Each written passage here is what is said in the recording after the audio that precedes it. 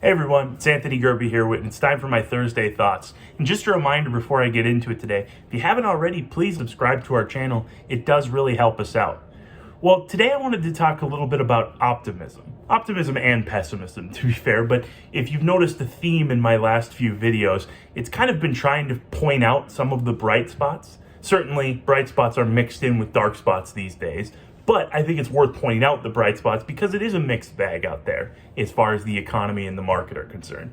So in terms of optimism and pessimism, one of the major economic indicators that a lot of places look at is actually a survey done by the University of Michigan called the Consumer Sentiment Survey. They've been doing this for a long time, and what it tries to measure is how you and I and everybody else are feeling about the economy. Now that's a tough task to get it at feelings these days, but it's important because sentiment, opinion, does drive the market in a lot of cases. If you expect good things, you can make good things happen. If you expect bad things, sometimes you can make bad things happen, right? So it is a valuable indicator, but it is just one indicator. But I wanted to talk about specifically where we're at today, which is we've recently kind of had a bounce up from a low point on that sentiment. In fact, we reached levels we hadn't gotten to since 2011 or 2008 as far as sentiment goes, what people are feeling about the economy and the market going forward. It was at a low point. It's bounced a little bit since then.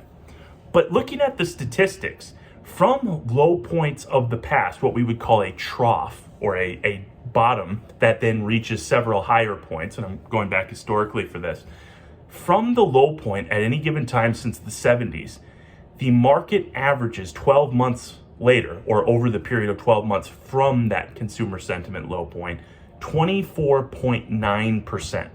And that obviously is a great number. We'd love to see that. And that goes back to the 8 historical troughs that we've had since the 70s before now.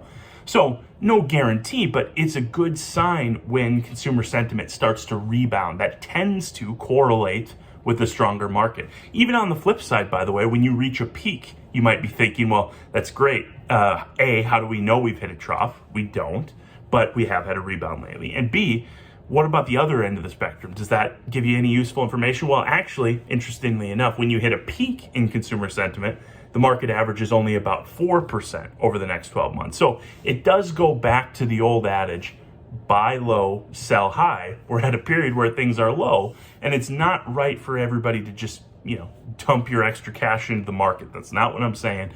But there is, at least from this data source, one bright spot we can point to, and that's what I've been trying to do lately, show a little bit of what the bright spots are mixed in with the dark spots. So we'll see what's up next week for my thoughts, and maybe I'll have another dose of optimism for you.